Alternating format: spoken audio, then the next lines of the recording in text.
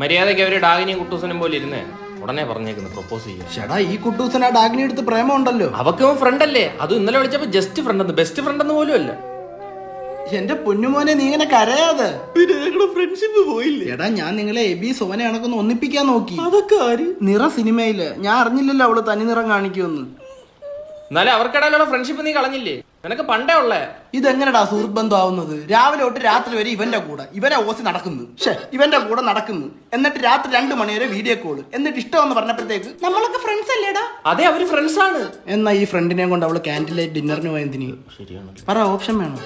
കപ്പിൾസിനെ പോവാന്ന് നിയമമൊന്നുമില്ലല്ലോ. എന്നാ നീ എന്നെ കൊണ്ടൊന്ന് പോണേ. അപ്പൊ ഇതായിരുന്നല്ലേ ഇതിന്റെ ഉദ്ദേശം?